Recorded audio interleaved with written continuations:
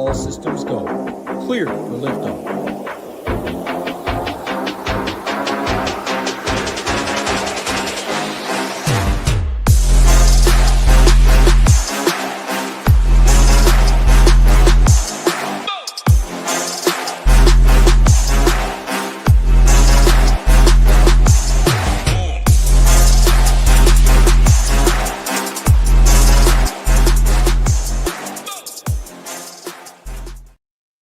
What's up, everyone? Tyler Tamboline here, aka ToeTagginTambo, back for another edition of the Takedown Breakdown here on the Ship It Nation YouTube station. Do us a favor on the way in, or just when you're first coming in to watch this, make sure to tap that thumbs up, subscribe to the channel. Well on our way now to 12,000 subscribers, so we appreciate everybody out there that has done so thus far. You get all the free shows when you subscribe, the notifications, the heads up. Got my guy Nades here with me this week. As usual, we're going to break it all down from a winning tournament perspective over on DraftKings. Shout out to my boy Fantassin right off the top. Got another Millie Maker in the Mega. Lots of good names at the top of the leaderboards, though, and we'll go through the $20 Millie Maker. We'll look at the perfect lineup. We'll have some takeaways from last week, and then any questions you guys have, throw them into the chat or leave them in the comments below. I'll also make sure to check in. We are giving away a free month, including SaberSim from the Leveraged Lane comments over the weekend. So I'm going to go source those. Nades, I'll bring you in first, though, man. Week 14, not quite in the books yet. If you didn't have a great main slate yesterday of James Cook dropping it on the goal line multiple times hurt you,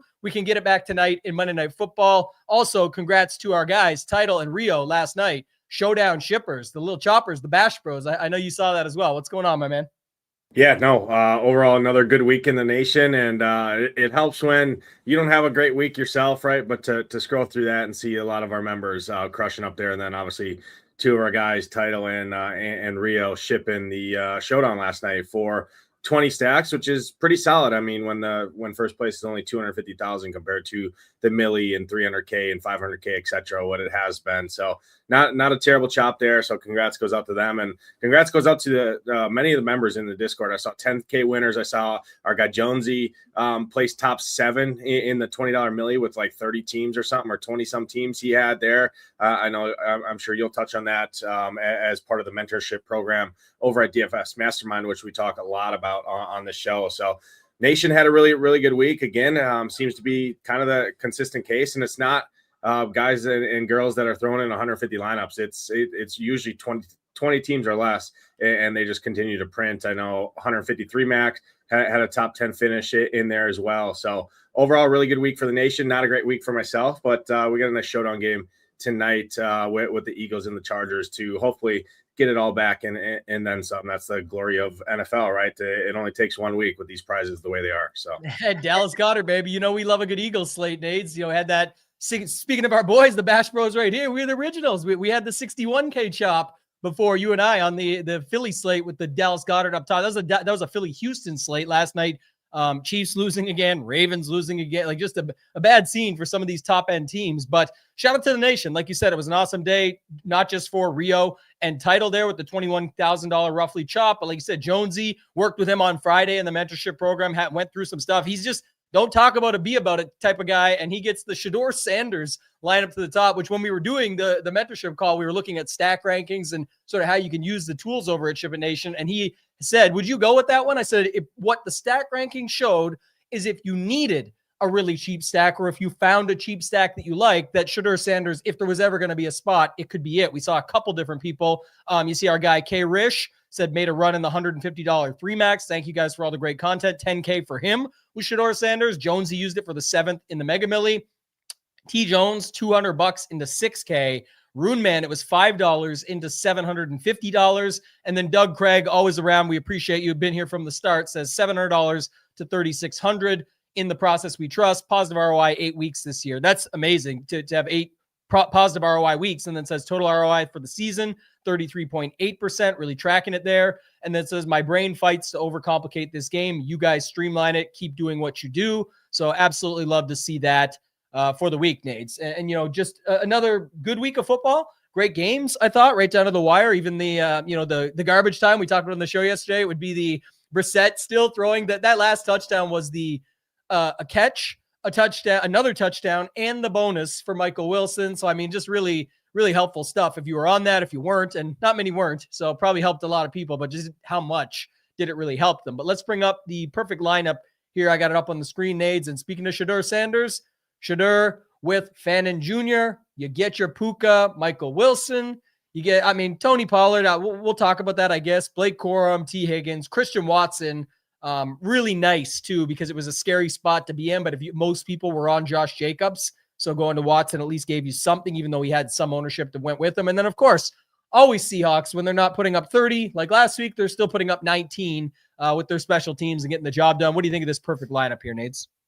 Yeah, so throw out the Corum and the Pollard stuff. Overall, a lot of these good plays, and there's leverage that you can look on how someone could have potentially got to somewhere similar to this, right? It's 47-3 lineup. Not many people are going in on a 11-game main slate, right, and leaving that kind of salary there. So you can obviously upgrade that at the running back position and go to guys that more so played. This was like 40 points higher than what the Millie Maker actually won with. So anytime that happens, right, there's some nuances and variance, right, in a build like this. But I'll touch on the Shedeur Sanders stuff. Not to say that many people were getting to him, but what I would say from the slate construction overall, value sucked in general on the slate, right? That's why you saw a lot of double tight end builds, because everybody wanted those running backs up in that spend up tier, right? James Cook, Devon Achane, Breece Hall, right? Judkins, the list goes on. Jacobs, the list goes on and on.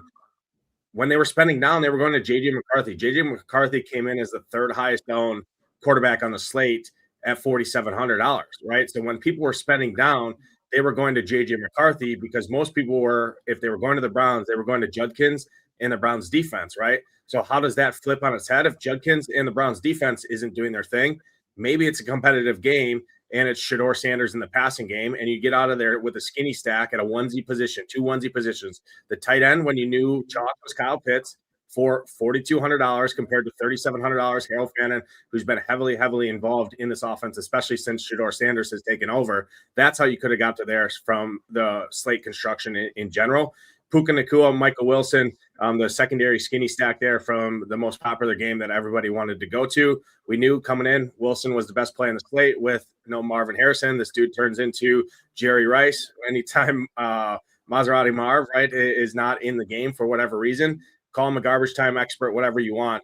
But there's more to talk about that when we do review the $20 Millie Maker, because yes, Michael Wilson was chalk. Yes, Puka was fairly owned for the price tag, about 15%, which again, still 85% of the field not playing him. But when you look at how many played those two, just those two together, it was like 6% of lineups, right? So you got 94% of the people sitting outside watching you guys get 40 points from both of those two spots. And then the T. Higgins leveraging Jamar Chase, right? Everybody wanted Jamar Chase yesterday in that Buffalo-Cincinnati game, a lot of times with a skinny stack of James Cook, Jamar Chase. Well, if Jamar Chase isn't doing it at his salary, maybe it's T. Higgins eating his lunch and getting the touchdowns, and that's exactly what it was. Christian Watson leveraging off of Josh Jacobs. I know it was a little scary situation with all of Green Bay's receivers to be back for the first time all year. So there's a lot of uncertainty there, but Christian Watson has emerged as wide receiver one ever since he's come back.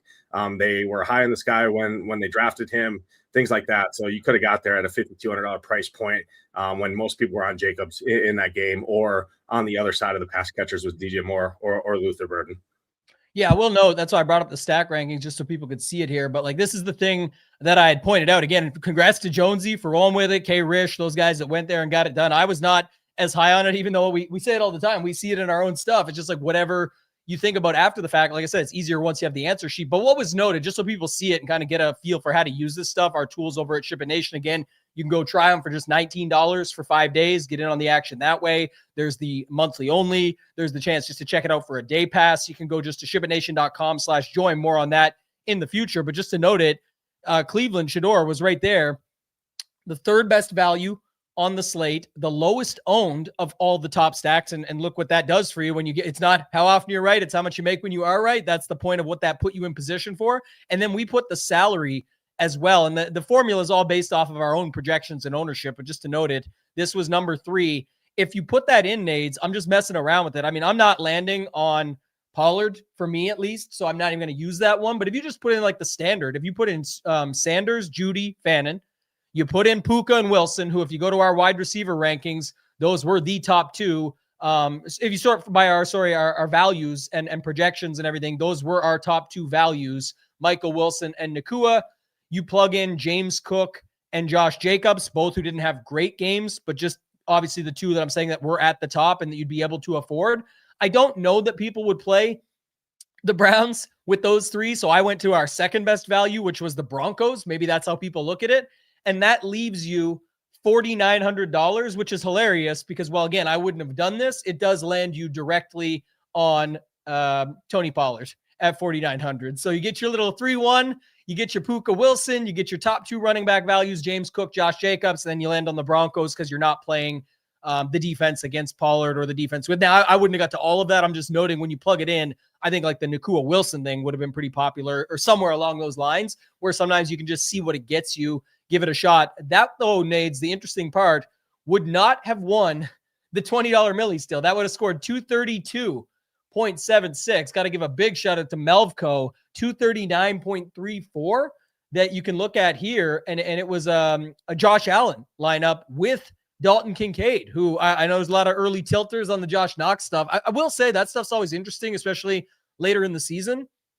I think, again, this is more like putting your own spin on it. I'm more to just trust the numbers and forget about this type of stuff. But sometimes we see it after the fact, Nades. The week that Drake London was ruled out, and they're like, oh, shit, they just collapsed on Bijan and said, why don't you throw to you, Kirk Cousins? Why don't you throw to Pitts and Mooney and Casey Washington? And how'd that turn out for Bijan that week? Not so good. In this case, it wasn't a bad week because Kincaid was still out there running routes and getting involved. But my guess is because he was a true game time decision, like literally right up to the game start time, I think there was probably a possibility of like, okay, we've already got all these plays ready for Knox. We know this is how you eat them up. Let's just try some of those plays anyway and run them out there. And then they started working. So they're like, well, okay, we'll just keep using this. They're not ready for it. And they're not ready for any tight end for that matter, really. But I'll let you go ahead here with Melvco's winning lineup. Take us through it. Yeah, so the first thing I see is, right, coming in the slate yesterday, what did we know, right? We knew Michael Wilson was the chalkiest player on the slate, and we knew James Cook was the second chalkiest, and those two were going to be used a lot together, right, because of just the way people were playing the running back position, and then they were playing that mid-tier wide receiver route, right, with a Michael Wilson. So how do you play that differently? Josh Allen, Dalton Kincaid, right, checks the notes. Cincinnati is still miserable against the tight end. They allowed 38 fantasy points again.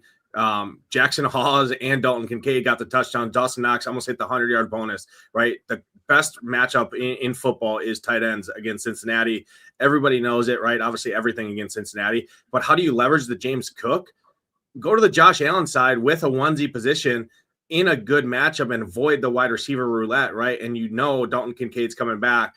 So 21% of the field play James Cook with Michael Wilson as a skinny stack there. 1% of the field play Josh Allen, Dalton Kincaid with Michael Wilson, right? Flipping the game script, going in the exact same setup, Josh Allen, Dalton Kincaid instead of James Cook, Michael Wilson, right? And then when you add in Puka, it drops down even more. So that start up there. The Josh Jacobs, right? Great play. Obviously, everyone knew that going in yesterday.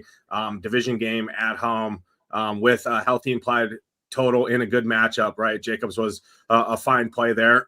And then the Tony Pollard Tennessee D, I think how somebody could have got there was going into the slate. We knew Judkins and the Browns defense was the chalk, right? So naturally, if the Browns defense is the chalk, it's a gross game that not many people want to go to already. It's an easier click in that range just to pair up Quishon Judkins with the defense there.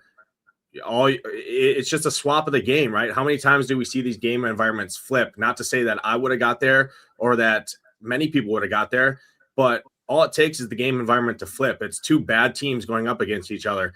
Yeah, Titans are terrible. Yeah, the Browns are also terrible. All it takes is the game environment to flip for Tony Pollard to be the guy who has shown explosive and has shown ceilings in weeks past. And you just pair him up with the defense there when most people were already playing Tennessee defense as well. Why not cut into it with a guy that nobody's playing at a position to get different? Then it allows you to go in and play the chalk everywhere else. So that's kind of how you could have got there. And I think it's a really sharp move when everybody's on one side, you flip it to the other side where it makes sense and then still play a guy like Harold Fannin who doesn't really matter with the defense, right? Tight ends can get there regardless. I see a lot of sharp players actually. A lot of times when we do review these lineups, especially in like the higher stake stuff, right? When it's a chalk defense, still playing a onesie position like a tight end against that defense, because you're more so looking for them to get there on PPR points, things like that. That really doesn't affect the defense too much overall, but a really, really good build here. The Puka Nacua, Michael Wilson stack is what you needed to have yesterday. And it's actually interesting when you look at those 6% of lineups overall played those two together, despite being 42% and 15% owned. So it just goes, the more stuff you start adding on without being crazy, the less people that are actually playing that way. So I think it's really nice, really good build overall. And I think there's a lot of thought process in how it leverages what the common plays were in the common roster constructions overall yesterday. Did you see how many lineups they played? 30 lineups, I think. Okay. Yeah, I thought that was interesting just because, like, Go Collect just brought it up in there on, the Fannin versus the defense. I have two comments on it. I mean, one would be Washington was $100 less. I would think that would just make more sense. I know it doesn't hurt it at all because especially at a tight end position, like it's anybody that's just a pass catcher, 7 catches for 100 yards, you could get shut out and get that score, and you're still good on the scorecard. But I'm just saying, and it's like, in Showdown, that's the difference where people are ruling stuff like that out, and then they're wondering why the people that are winning 300,000 for first place and unique shippers are, the defense versus the quarterback and all this. That's normal in Showdown. Why the edge still exists for something like this? It's not an edge. It's not a bad thing either. It's just noting that it's could have played a defense that was under it. One thing I was going to say though is interesting is like the Cleveland D, super popular, 3,700. Would you rather play like Dawson Knox in this and the Commanders D? Or would you play, or Dawson Knox, and the Browns D? Or do you play Fannin and the Commanders D and spend the same money, but get a piece that goes with Tony Pollard and whatever like that? So there's always little intricacies that you could see. And then he said, Pollard, this is my thoughts, right? Like, I get it. Like, even then, what did Cleveland end up getting to in this? Can we find one? I mean, they were pretty popular, I thought. Yeah, 25.5%. So having something against that, sure, that would make sense. But I mean, going into Cleveland, the Titans got to just get loose. I would not have expected that score from Pollard. It's just like a perfect storm of the way that works out. Let's see. We'll see some of these other lineups. Yeah, some people are talking about that. I just want to see what else we got here. Just catching up on you guys. And I got a couple other things I'm going to go through in a second. Give away the free month for from the Leverage Lane show as well. I got a really good comment over there. Let's see. There was something else. Oh, this one. Yeah. So Wix definitely got riskier. If you were following my stuff over at Ship It Nation after Leverage Lane, I ended up even changing my core off of it because now it was like Golden's probably going to be, Reed was ruled good to go, and then Golden was probably going to be ruled in. What was interesting though is the setup is it was still limited. I was just looking at it here now. So Reed played 25 versus like Christian Watson and Dobbs played 42 and 44. And so, Reed was still somewhat limited, but Bo Melton got a little bit more. Wicks and Golden only got 5 snaps each. And then they played their tight ends a bunch with Fitzpatrick, Musgrave, Wiley, like all those guys were in a bunch more. So maybe a little more 12 personnel. But yeah, once that gets back into the fold, it's much trickier to expect Wicks to have a big game when there's 2 more wide receivers that come into the fold. So I still tried it in a few spots, but was not my main after the fact. Like I told people on the show yesterday, this was definitely painful. Cook fumbled. But that's Jonesy right there. So he said Cook fumbled too. Yeah, I know that hurts, but like he said, it looks good on the. He said looks better on the stone with the colors.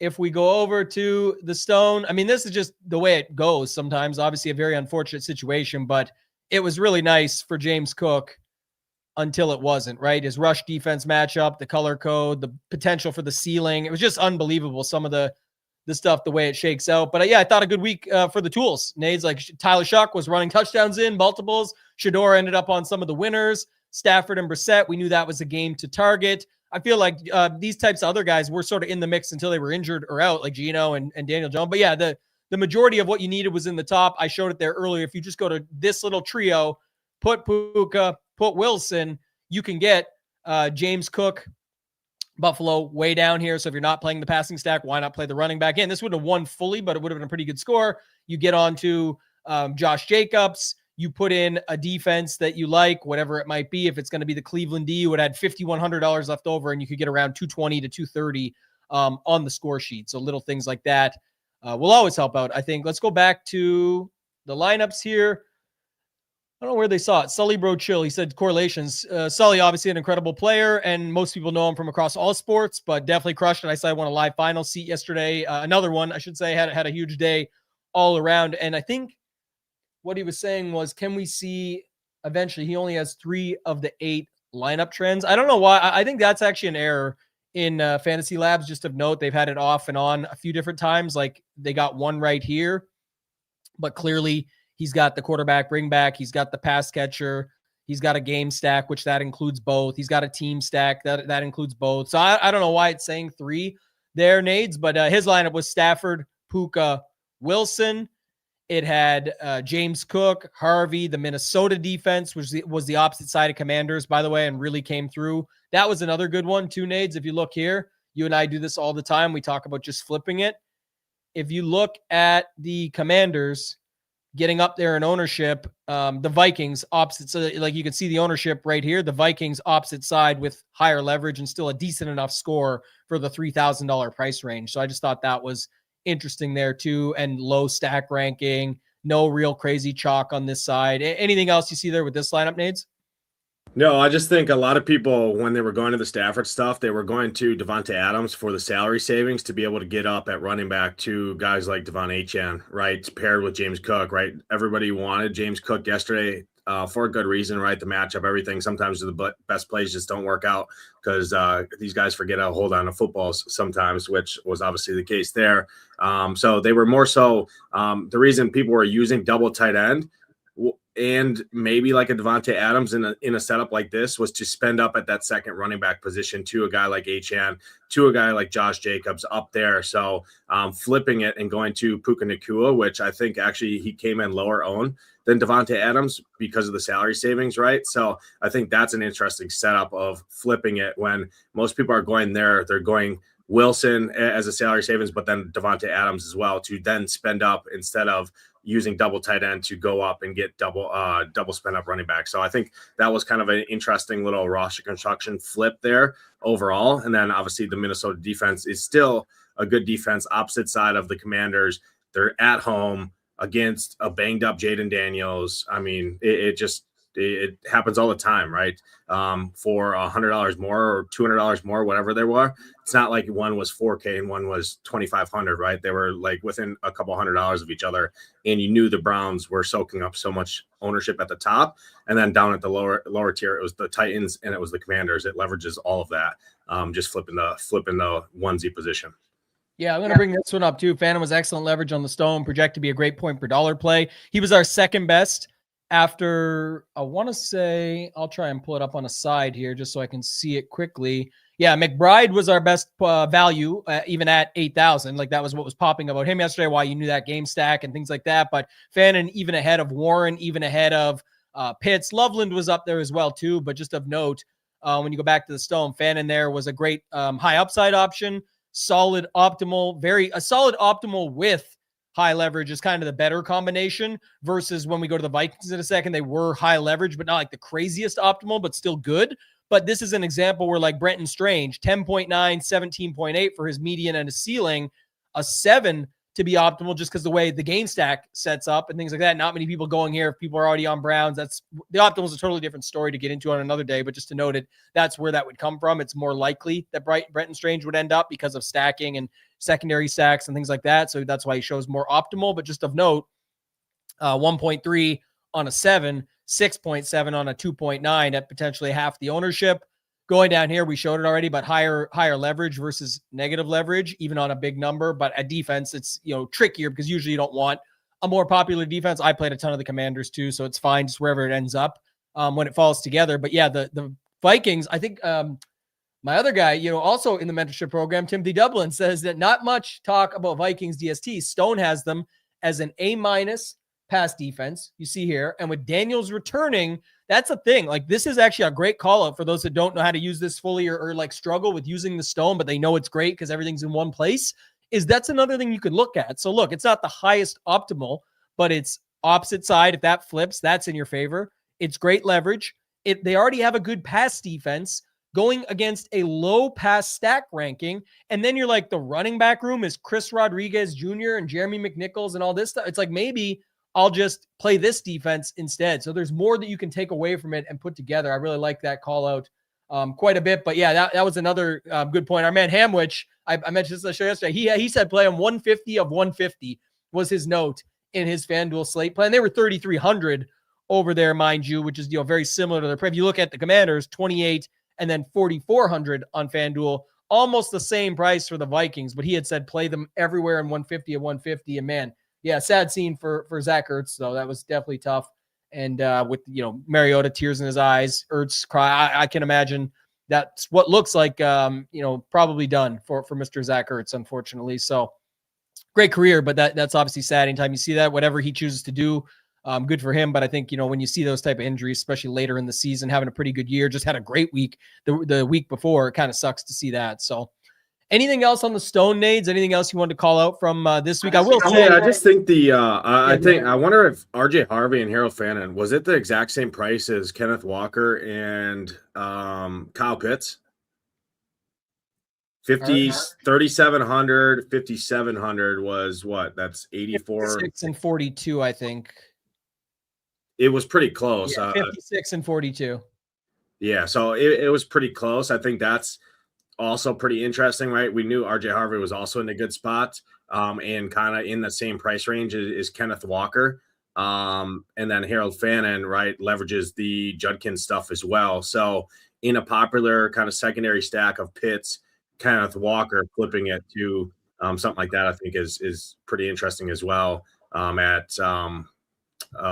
Obviously not correlated there, but you could have got to something like that, right? Even looking in the Stone, they both look good. Harvey looked good. Fannin looked good. And then again, when most people are playing Kyle Pitts, I think Kyle Pitts came in the mega. Kyle Pitts was like 30% owned. I don't know what he was in this contest, but I would assume he was the chalkiest tight end on the board because in that game. That's because Bijan was too expensive, right? People didn't want to get up to Bijan, so they wanted a piece on the other side of the Seahawks stuff, and it was just the easiest click was Kyle Pitts, right? So you knew that kind of going into the slate yesterday.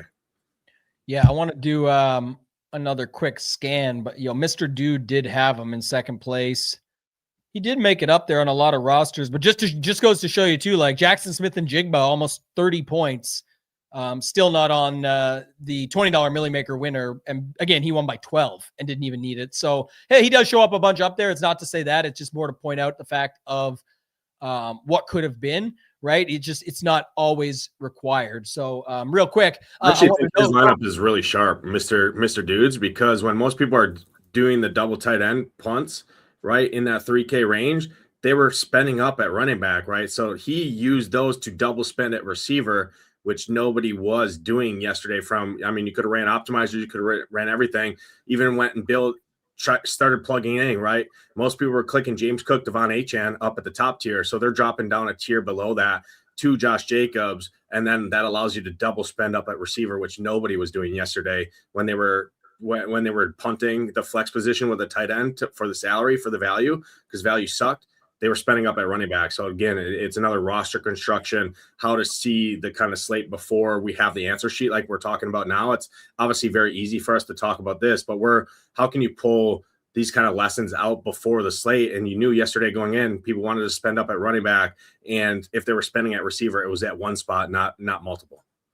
Well, yeah, and two, another thing, just this is I guarantee. I mean, not everyone believes in this, and it's fine. For some, it's working really well for. And I've been talking with people on this plenty over at Mastermind, in the Discord, at Ship It Nation, in the mentorship calls, all of that. But the inside out builds that we talk about, Puka and Wilson was pretty damn obvious. It didn't mean you had to play Matt Stafford. That Puka doesn't require Matt Stafford always. Didn't mean you had to play Brissett. These guys can literally just catch 7 passes, 150 yards, and 1 touchdown and still be awesome, but not need their quarterbacks.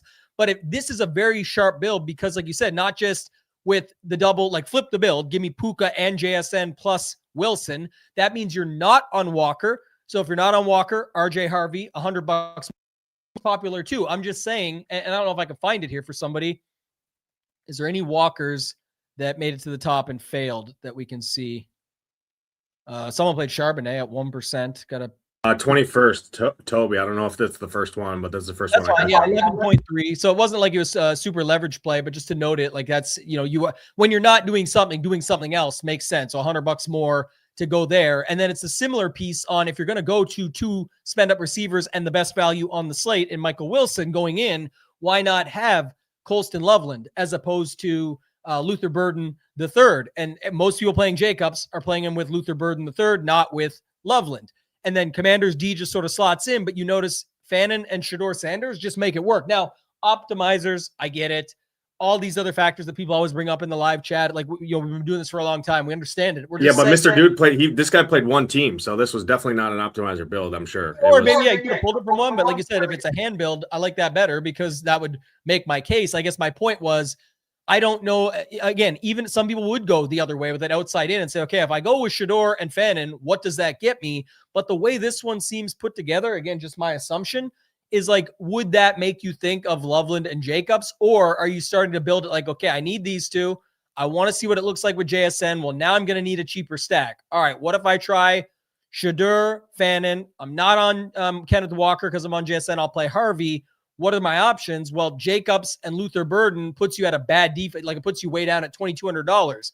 Well, what if I just play Loveland as a secondary with them? I land on the defense everybody likes this week in a pretty good spot against JJ McCarthy, or so they thought. So I think that's kind of the focus of, like, again, even if they didn't think of it that way, a way that you can look at builds. And 227, well, it didn't win the $1 million. First of all, it won $100K off $20. Two, we're thinking about like smaller field stuff. I mean, you could have a 199 yesterday, would have won a ton of, the $25 and the satellites and things like that. So there's a ton of different ways that you can use this to your advantage and think about. I want to pull up our guy Jonesy here, his lineup, and what we showed earlier. We just showed the top of it with the screenshot, but Shedeur Sanders, Judy, Fannin, and the defense went the full onslaught against Tennessee. I don't hate that because it was also a way to really differentiate your Cleveland spot. Ended up having James Cook, Chase Brown in that same game, the common back-to-back that we talked about, that secondary stack, which just regardless of ownership made a ton of sense. And then Christian Watson, where most were slotting in $6,800 Josh Jacobs. So this is a really nice lineup. Obviously needed a little bit more from James Cook, but easily could have got it. And I like the way that he attacked that game in this lineup of saying, like, yeah, there's going to be 55 points, like it says, but I think it's going to come on the ground with the snow and the weather and all of that. Like, this one just builds itself, Nate. Seriously, Shedeur, Judy, Fannin, and the defense. That game is going to be running instead. They're going to score 55 points, but it's going to be through the running backs in the snow. The best secondary stack on the slate, but using it in a completely unique way with a 1%, 2%, 5% guy with a popular defense that if you put this in Stack Seeker, no one even has half this shit, let alone with the D. And then, I can't fit Josh Jacobs. I'm going to get a piece of that Green Bay game. I'm going to take it in Watson, the guy that's kind of been secure no matter who is there, regardless of whatever. And again, this one didn't get to the top, but 218.86 plays quite nicely pretty much anywhere you look besides the 147,000 person tournament where it still sits in 7th place for $12,500. Any extra thoughts on this one? Yeah, just the double running back from the same game. A lot of people hate to do that. And when they were playing James Cook, most were playing him with Jamar Chase, right? 5%, 5.5% of lineups played James Cook with Chase Brown, which was basically the exact same as the total that played James Cook with Breece Hall, right? But Chase Brown is actually probably more correlated to a guy like James Cook just with the receiving game out of the backfield there. So it's not like Chase Brown is a run between the tackles type guy. He's heavily involved in the passing game. So it's not like they're anti-correlated there. And when most people were doing that, they were going to T. Higgins or Jamar Chase within that same game to then be able to play a guy like Breece Hall or Josh Jacobs or all of those other guys in that $6,500 range, right? Or $100 more going to Josh Jacobs over Chase Brown, right? So I think it was a very, very sharp build in general with how the field was building and taking the leverage plays without getting completely off the board. I think there was a lot of thought process in this and overall a really good build. And it did great. It just didn't get all the way to the top. And that's just the nature of the run out there. Yeah, one thing I'll say too, just again go back to it because everyone always complains about Michael Wilson chalk and whatever. Well, first of all, Puka wasn't really chalk down here at 14%. I mean, there's tons of guys that were used more than him. Jamar Chase would have been considered the wide receiver chalk at almost 20%, but just it doesn't really matter. The note is more or higher, pointing to James Cook failed.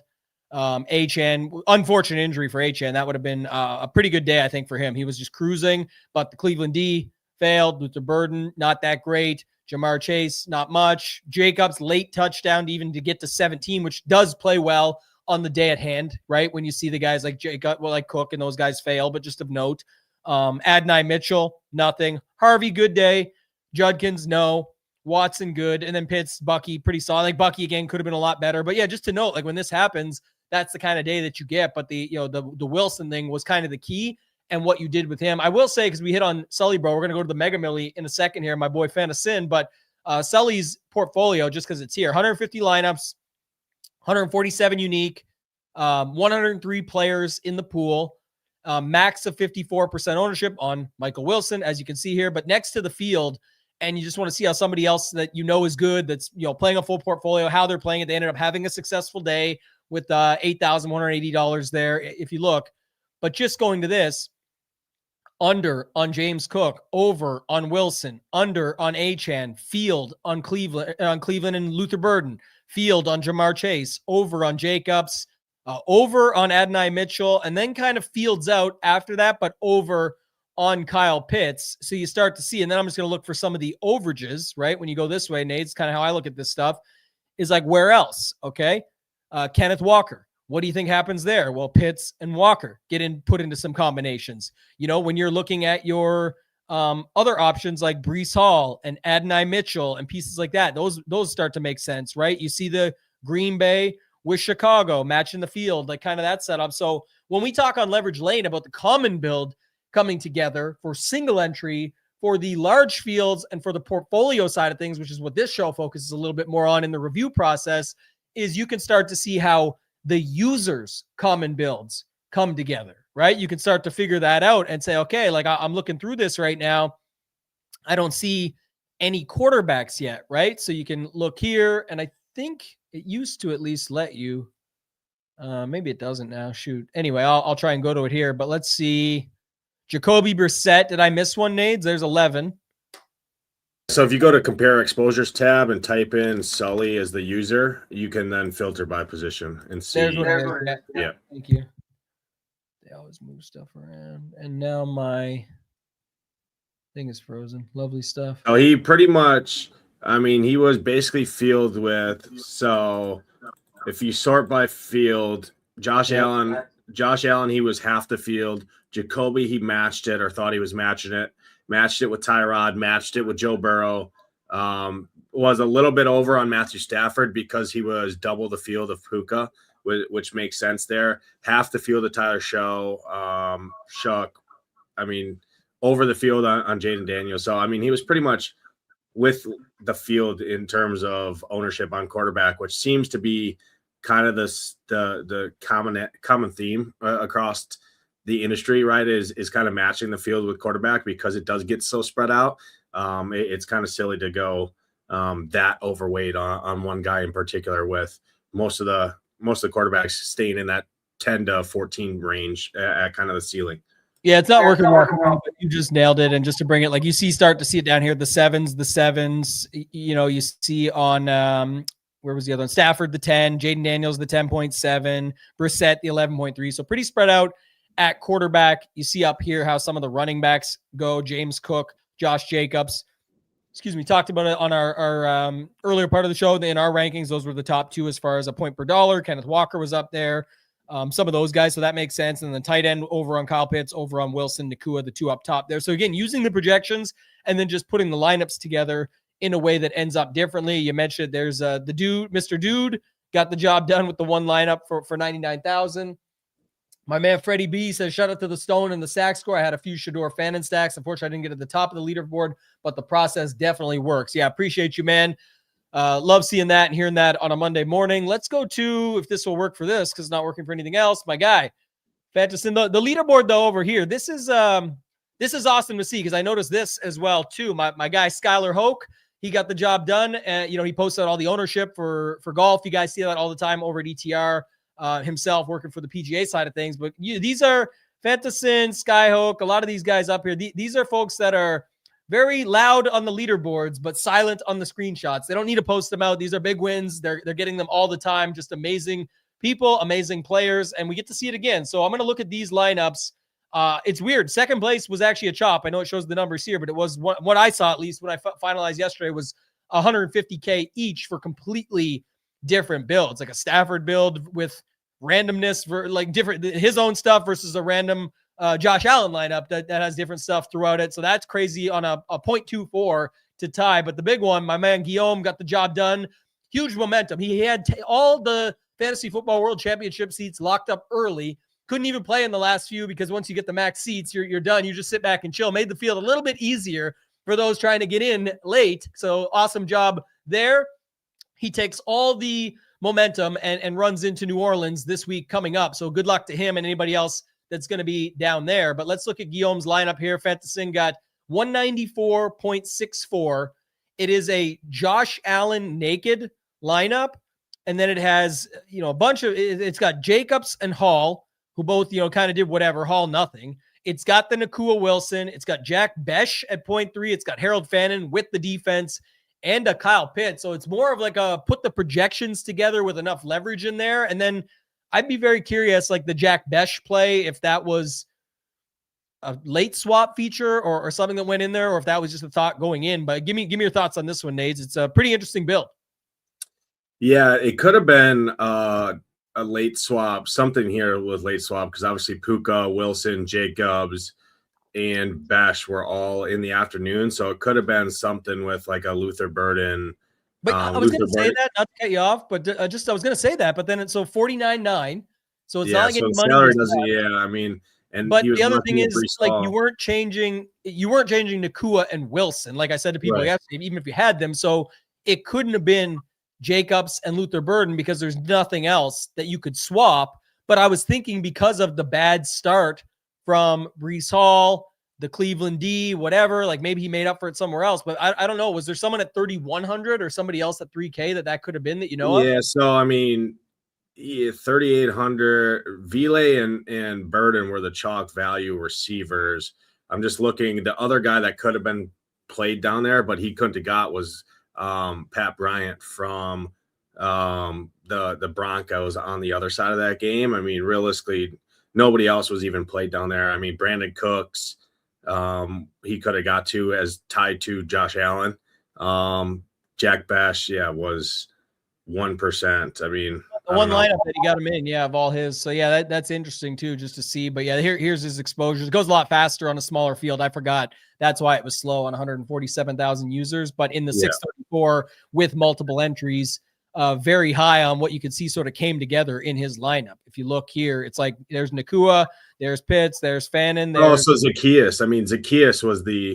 Zacchaeus could have on the other side of Jacob. So he could have played Zacchaeus. It went to win him the Millie. He would have, because Zacchaeus scored 8.7 compared to 11. But you could have threw Zacchaeus in there to make it make more sense from the roster construction overall. Maybe it was that, but then I don't know why swap off it. I'm interested. I'll see what he says. But that's just interesting to see. So either way, a lineup that kind of just puts it together from the pieces that were within his portfolio and just put them together in a unique way, being that you've got, even without the Jack Besh situation, you still had Harold Fannin was only 6.6, Allen naked, not trying to figure the rest out, hope to get a ceiling score. Really, it looks like if you think about it, what Allen can do for a slate, what Jacobs and Hall are capable of, these two clearly the best together. Fannin, Pitts, Cleveland, like these are all going to be very solid medians with potential ceilings, and then just put them together in a bit of a different way, but not the commonalities we typically see of the pass catchers, the bringbacks, the stacks, the team stacks. Like even the glitch here, it says it's a team stack. I guess Fannin and Cleveland counts or something like that. But overall, no game stack unless, it counts secondary stacks as a game stack, I think. So maybe that's why. But either way, got the job done for 194.64 points, another cool $1 million. Anything else to add on this one, Nades? I want to look at some of these others. Nope. No, I think I actually think Utah's build in 5th is actually really. Yeah, we'll look at Utah first, and then we'll go back to Skyhook and finish out with that. And I got the winner of the Leverage Lane comment. I'll read out to everybody and announce that. But Utah's lineup that finished in 5th. Again, he's got a bunch of lineups in here as well as usual. But it was a Lamar likely. It had DK on the run back. Nakua, Wilson, again, obvious. Cook, Hall, really solid. Bannon and Jets defense makes a ton of sense there down below with the 2 tight ends and the 2 cheaper tight ends. But give us your thoughts on this one. You liked it and called it out. Very unique build, but still makes a ton of sense. And if you think about the inside out approach of like, okay, James Cook, Nakua, Wilson, now how do I get different? Well, play 2 tight ends and play Lamar with Likely and Metcalf, and then just see what fits in from there. And Breece Hall, even with the defense, pretty solid as well. Yeah, not only that, I think more people in a build like this are clicking Matthew Stafford at 6,500, right? And you're just saying that they're probably clicking Matt Stafford, and maybe Parkinson was $100 more, right? So you take Lamar Jackson down $200 to Stafford. Now you can go up to Likely to Parkinson and make it a Parkinson, Nakua, Wilson, which is much popular, much chalkier stack. And you're just doing basically a 2v2 off of that and saying Lamar and Likely can beat out Parkinson and Stafford straight up, which they obviously can tie to DK Metcalf, who's underpriced in that mid tier when everyone's going to guys like Christian Watson, obviously Michael Wilson there. So I think it's a very, very sharp build in general. And you knew Breece Hall was getting played, but not many people were playing Breece Hall with the Jets defense. If I went to Stack Seeker and looked at it, I'm sure it's very, very small percentage. So I think it's a really, really sharp build in general, which by no surprise, obviously Yuta is one of the best players in the entire world at all sports, especially in NFL. So I think it was a really, really sharp build. And yeah, 17 of the 634 lineups played Breece Hall with the Jets defense, despite Breece Hall being having his ownership. So yeah, what is 120 lineups or something with Breece Hall? So give or take. So just using easy math. But yeah, the note here is very interesting, like you said that, because Parkinson was 3,100, I believe, right? So 31 or 3,200. So either way, it's the Stafford Parkinson setup works with the Lamar and Likely setup. When you already have that game. He would have needed to find $200 still to go to that, but of note, he would have been able to find it because like DK Metcalf can just become whoever at that point because you don't need him anymore. But if he had just filled this out with Parkinson at 3,100 and with Stafford, he would have had to find someone off of DK Metcalf. And I'm not saying it would exist. So it wasn't like saying to put him in first. I'm just, to your point, that's what makes it so sharp, is it's like a flip of the build while still using the interior guts of a Stafford or Brissett lineup where you have Nakua and Wilson in there. So it makes a ton of sense from that perspective as just a way to play it completely different. All right. Skyhook, my guy here, he had a Stafford lineup. We was talking about Stafford. He had the Stafford Nakua Wilson setup. He had Harvey and Sutton. He had Josh Jacobs. He had Barner, where most are playing Kenneth Walker. He had Pitts. So Barner Pitts is very interesting. That's a sneaky one. And then he had the Minnesota defense there. Again, not sure of late swap stuff because there's $300 on the table, man. You know what's crazy? Christian Watson. Oh, you know what else? So Christian Watson was 5,200. Yeah. This would have been $200. It would have been, instead of Lamar, Metcalf, Likely, it would be Stafford, Parkinson, and Watson. Yeah. And Watson. And you get a piece of the Green Bay game when you're not on Jacobs. And again, we know Una knows what he's doing quite well. Obviously, we know what we're talking about. It's not about like, man, what an idiot for not playing that. We're not saying that at all. We're saying like, when you reverse engineer this stuff, what you could sometimes do is make it process for your mind a little bit quicker when you're building your own single entry and hand build stuff, or when you're thinking for what your lineups could look like or should look like for your portfolio. And it's just, there's an argument to be said for that he sees that and is like, again, going through his lineups or picking them or whatever the process is for his setup for a limited number for this field. The point is, you may see that and say, man, that's going to give me a lot more chalk into this build versus Likely, Metcalf, and Jackson really separate that, and I still pick up the middle, right? He's playing to win. So, to say the other one makes more sense or fits better is not the case necessarily. This one makes perfect sense and fits fine and gives him all the leverage in the world if Jackson and Likely do a little bit more and he wins the millie. So it's like not competing with nearly the other lineups, regardless of size of field, but just interesting to go back and see if you're hand building and you're like, well, how could I make a good lineup that makes sense and works? That is a fine way to do so, where it could have been a piece of the Green Bay if you're not on Jacobs with Watson, here for Metcalf, and then put Parkinson in with Nakua, and that gets you to Matt Stafford, where you'd have a Stafford, Nakua, Parkinson, run it back with Wilson, and then get Watson in there for your Green Bay piece and still fill it out from there. So yeah, always some cool stuff to find that way. We'll go back to Skyhook's lineup, Nades. Anything you want to add here? Because what I was looking at was with Sutton and Harvey, I'd wonder if he thought about keeping that or if he got to that, because there is something to be said. Everyone has a different opinion on this, but if you are playing, it's tough to know if you're playing from behind, right? Because you've only got, you still got 4 spots left and other teams have full game stacks, etc. But you're clearly not changing Nakua and Wilson. So I guess my thoughts would be with Jacobs, Harvey, and Sutton. That was a later game, right? I'm not confusing myself. Yeah, that was the 305 window. Yeah, so the thing I was going to talk about is get thoughts. Is sometimes people wonder about, should I keep 2 guys from the same team where they could hurt each other's ability to get the ceiling, or do you just roll with the projections and say, I'm going to keep what it already has for me? It liked it from before. Sometimes it's tough to tell, but I just think that's an interesting factor where maybe there was it's like $100 shy of going to Genty and Sutton. So I don't know. He wouldn't be able to get the $100 there, but I'm just saying if there was an opportunity like that, I just wondered if that was ever a thought for people or what you think of that. Yeah, so I think it was actually pretty sharp because, again, it goes back to the Parkinson setup at $3,100. He obviously played 2 tight ends from the early window, which when most people were playing Kenneth Walker or Kyle Pitts, they were attaching it to Kenneth Walker, then using both tight ends within the same game in an AJ Barn or Kyle Pitts, especially in the setup with a Matt Stafford, right? When people were double stacking Stafford yesterday, Parkinson was basically a must because of the prices of Nakua and Devontae Adams, right? So skinny stacking it with just a Puka is also sharp, but then double leveraging down on a roster construction, you play RJ Harvey over Kenneth Walker.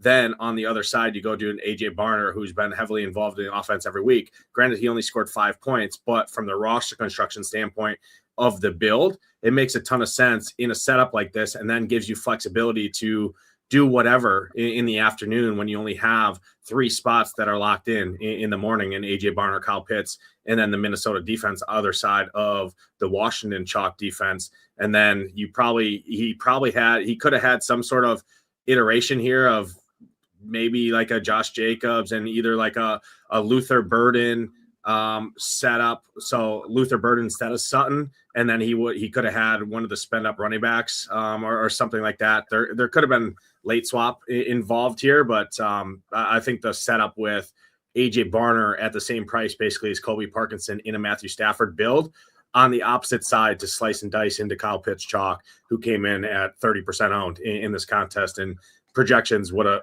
showed that. Ownership projections, even in SaberSim for high stakes stuff, had Kyle Pitts is far and away the highest owned tight end on the slate, and most of that was paired with Kenneth Walker in that RJ Harvey range, and that's why RJ Harvey's ownership got held in check, because there was other guys like a Kenneth Walker in that range that people wanted to play. Yeah, the one thing that stands out to me, I think it's dollar for dollar, is like Michael Wilson to Luther Burden across from Josh Jacobs is 3,800, right? So it's 18, 19, 20, 21, and 2,100 more for Sutton gets you to Adams. So you could add like a Stafford, Puka, Adams, no run back with Luther Burden across from Jacobs. But it's like, man, I can't be playing all that chalk. So how do I get it different now? I can add the Wilson chalk, but I remove the other by going to a Sutton, which would separate me. But again, I don't know if these are the moves that were being made. It's just always interesting to look back and see what could have been or what sort of leads you to that thought process. I'll definitely text my guy and ask him about the Jack Besh, because I'm very curious now. But yeah, anyway, congrats to these guys. Like I said, they're loud on the leaderboard, silent on the screenshots. They don't need them. They got a lot of them. So congrats to them. Nice to hit these big scores right before the holidays to get some momentum going into like Fantassin, into the live final this upcoming weekend. And just congrats to everybody. It was some of the people we looked through, the winners out there, at least really big weeks for some. And no matter what you think of the week, there's always tonight. And then also just in general, it's always, there's always money to be made during the NFL season. So if it's not your week this week, maybe it will be next week. I'm going to read off the comment. The winner of the free month over at Ship It Nation, just reach out to us at info@shipitnation.com. I liked James Troupis said, left a comment on Leverage Lane. You guys can go check it out there. The episode from the other day on Saturday said, among the favorite parts of Leverage Lane for me is, and by the way, this is the best show I've found. One, you've won a lot, so I trust you. You're playing what you're saying. So many other industries like financial advisors aren't rich, therapists aren't happy, and executive coaches spent a quick stint as an executive. I want advice from people who walk the talk. Two, so many shows just go game by game, and by the time they're done, they've talked about 80% of players as options. I could see stacking this side or stacking it this way or grabbing this piece. Three, you're both generally curious about each other's opinion. That alone, but how many shows do we watch people barely listening and being caught not listening or paying attention? One thing I would add is that you take some stances at some point near the end as a summary. I will fade so-and-so. My top 3 most exposed players as of now will be. So the fact that we cover all that, James Trupis really appreciates it. There's a ton of other really good comments, but for James, you can reach out, info@shipitnation.com. We'll get you all set up with a month of Ship It Nation core, including the Saber Sim. If you guys want to try that out, that's the code on the screen. SHIP19 gets you the all access for just 5 days, but you get a chance to see what we really are all about. Get in Discord, get the education courses, things like that. You can check it out from there. Nades, any final thoughts from you, my man, before we get out of here? No, I think it was overall good. It was a good week for the nation. Again, not a great week yet for myself. Had a close call last night in Showdown. That's the nature of the game, right? Everybody's a 1v1 or 2v2 away, even a 0v0, right, with a captain flip. But hopefully the Showdown tonight, I've been close in Showdown. So hopefully tonight's Showdown, the Eagles and the Chargers, I think there's some interesting routes. And I've been liking these Eagles Showdowns because I think I got a pretty good lens in on how to attack them, and we'll see if it comes to fruition tonight. And if not, there's always week 15, 16, 17, and then the playoffs obviously as well. So no, appreciate it, and overall good show. Yeah, great stuff, man. Always good to be here with you. Just a programming note for everybody as well. The Monday, December 29th, after week 17, that's when we always shut this one down. So we'll be going for the next couple of weeks still after this and past the holiday season, but just noting for most, but just noting that we're going to be done after the week 17 review show. That will be the last for the season. Week 18 is, if there's ever a week to, what can we learn from it, I guess, but that's not really the best week for it. It's always going to be some crazy stuff there, almost like a preseason week, but either way, appreciate all the support along the way. We'll be back today on this channel. Hoop, Title, and myself breaking down the Monday Night Football Showdown title. Be trying to go back to back. Our man Rio and him both got the shipper last night for just over $20,000. So that was awesome to see. We'll have you covered for NFL Showdown. We got the projections and ownership for DraftKings and FanDuel. We've got the Stone, which you can use all these theories and ideas that we talked about on this and apply it towards that. We've got the Slate plan with the cores, the player pools, everything we're doing with that. And then, of course, Saber Sim and Saber Sim Classic mode with tutorials, all the different with our Saber series that you guys can see as well. So hopefully this was helpful. We appreciate you guys. Make sure to tap that thumbs up, subscribe to the channel. For Nades, for myself, ToeTagginTambo, let's ship it.